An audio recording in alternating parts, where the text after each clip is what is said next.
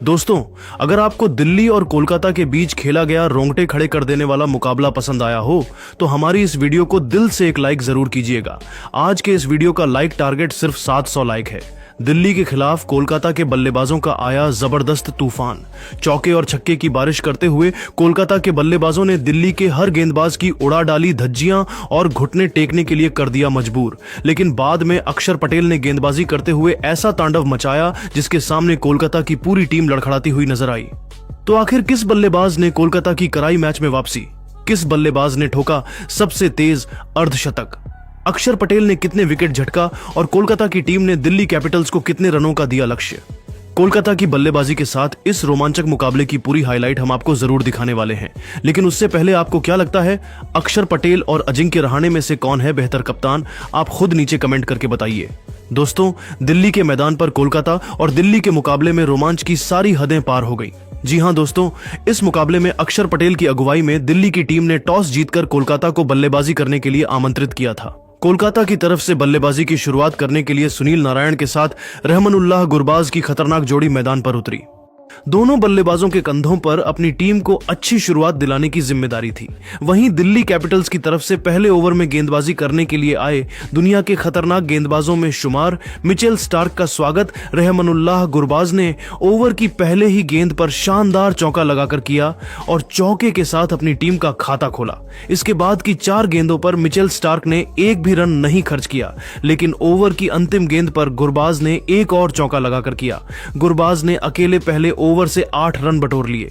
Delhi Capitals की तरफ से दूसरा ओवर लेकर आए दुष्मंथा चमीरा की दोनों बल्लेबाजों ने मिलकर धज्जियां उड़ा दी। सबसे पहले ओवर की पहले ही गेंद पर सुनील नारायण ने खतरनाक छक्का लगाया। दूसरी गेंद पर सुनील ने दौड़कर 2 रन बटोर ली और स्ट्राइक अपने पास ही रखा।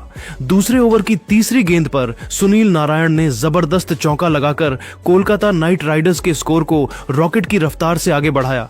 इसके बाद भी सुनील का बल्ला रुकने का नाम नहीं लिया और ओवर की चौथी गेंद पर गगनचुंबी छक्का लगाकर चमीरा की जमकर कुटाई कर दी। 5वीं गेंद पर सिंगल लेकर सुनील नारायण ने स्ट्राइक गुरबाज को दे दिया।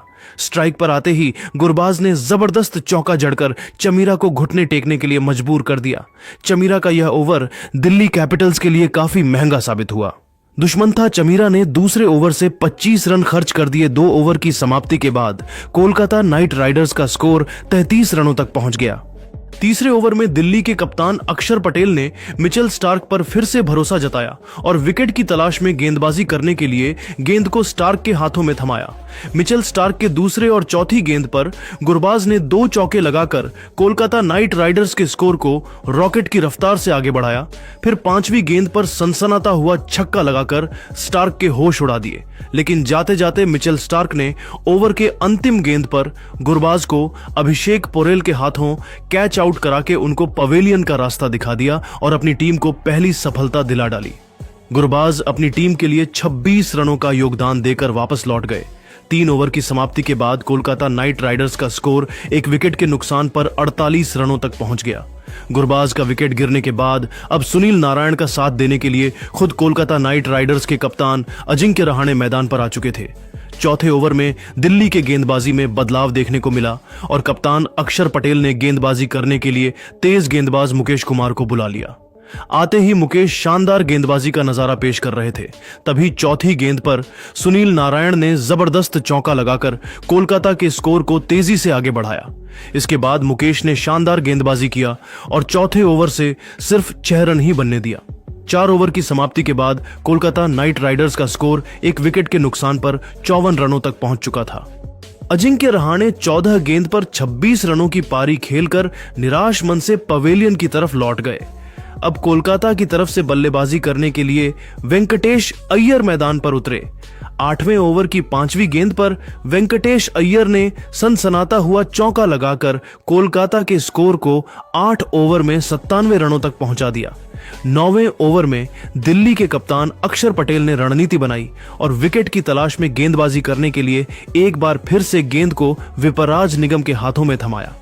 विपराज अपनी गेंदबाजी से दोनों बल्लेबाजों को खूब परेशान कर रहे थे, लेकिन चौथी और 5वीं गेंद पर रघुवंशी ने 2 गगनचुंबी छक्के लगाकर कोलकाता के स्कोर को रॉकेट की रफ्तार से आगे बढ़ाया।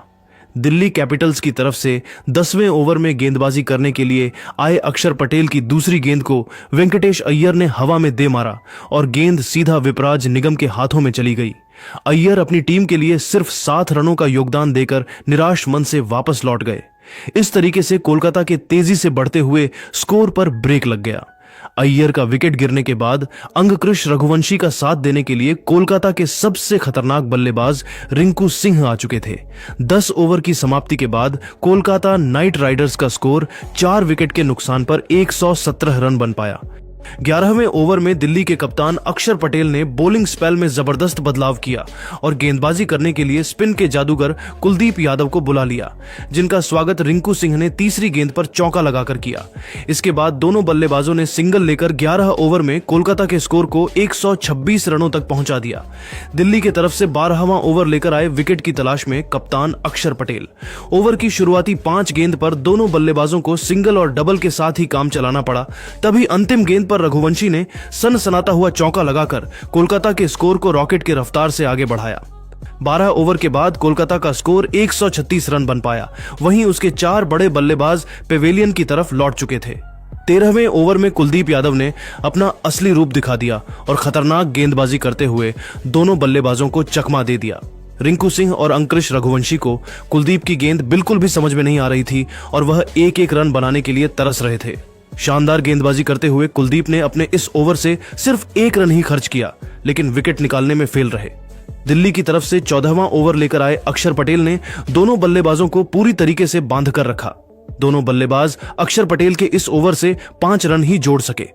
15वें ओवर में विकेट की तलाश में गेंदबाजी करने के लिए अक्षर पटेल ने फिर से कुलदीप यादव को भेजा, लेकिन इस बार रिंकू सिंह ने उनकी धज्जियां उड़ाकर रख दिया। ओवर की दूसरी गेंद पर रिंकू ने चौका लगाया, फिर 5वीं गेंद पर सनसनाता हुआ छक्का लगाकर कुलदीप के होश उड़ा दिए। ओवर के अंतिम गेंद पर चौका लगाकर रिंकू सिंह ने 15 ओवर में कोलकाता के स्कोर को 159 रनों तक पहुंचा दिया। 16वें ओवर से दोनों बल्लेबाजों ने 9 रन बटोर लिए। 17वें ओवर में अक्षर पटेल ने नई रणनीति बनाई और विकेट की तलाश में दुश्मन था चमीरा पर भरोसा जताते हुए गेंद को उनके हाथों में दे दिया। ओवर की दूसरी गेंद पर रघुवंशी ने खतरनाक चौका लगाया, फिर भी चमीरा ने हिम्मत नहीं हारा और 5वीं गेंद पर रघुवंशी को करुण नायर के हाथों कैच आउट करवा दिया। अंकुश रघुवंशी को 44 रन बनाकर वापस लौटना पड़ा, लेकिन रिंकू सिंह अभी भी मैदान पर डटे हुए थे और उनके साथ देने के लिए आंद्रे रसल आ चुके थे। 17 ओवर के बाद कोलकाता का स्कोर 5 विकेट के नुकसान पर 175 रनों तक पहुंच गया था। 18वें ओवर में अपने स्पिन का जादू दिखाते हुए विपराज निगम ने रिंकू सिंह ने का विकेट चटकाकर कोलकाता को 6वां झटका दे दिया। रिंकू अपनी टीम के लिए 36 रनों का योगदान दे पाए। रिंकू का विकेट गिरने के बाद आंद्रे रसेल का साथ देने के लिए रोवमैन पॉवेल आ चुके थे। आते ही पॉवेल ने जबरदस्त चौका लगाकर अपनी टीम के स्कोर को 181 रनों तक पहुंचा दिया। 19वें ओवर में चमीरा की धज्जियां उड़ाते हुए आंद्रे रसल ने सिर्फ चौकों की बारिश करते हुए 14 रन जोड़ लिए। दिल्ली की तरफ से अंतिम ओवर में गेंदबाजी करने के लिए आए रफ्तार के सौदागर मिचेल स्टार्क की पहली ही गेंद पर आंद्रे रसल ने तूफानी छक्का लगा दिया। अगली गेंद पर सिंगल लेकर स्ट्राइक रोवमैन पॉवेल को दे दिया। तीसरी गेंद पर मिचेल स्टार्क ने पॉवेल को एलबीडब्ल्यू कर दिया।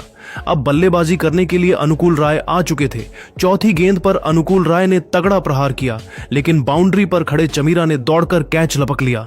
5वीं गेंद पर आंद्रे रसल स्ट्राइक अपने पास रखने के चक्कर में रन आउट हो गए।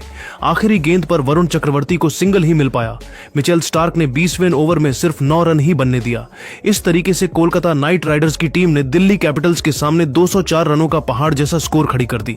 लेकिन दोस्तों, अब आपको क्या लगता है, इस बार आईपीएल की ट्रॉफी कौन सी टीम जीतेगी? आप खुद नीचे कमेंट करके बताइए और ऐसी ही नई वीडियो के लिए हमारे चैनल को जरूर सब्सक्राइब करिए। धन्यवाद।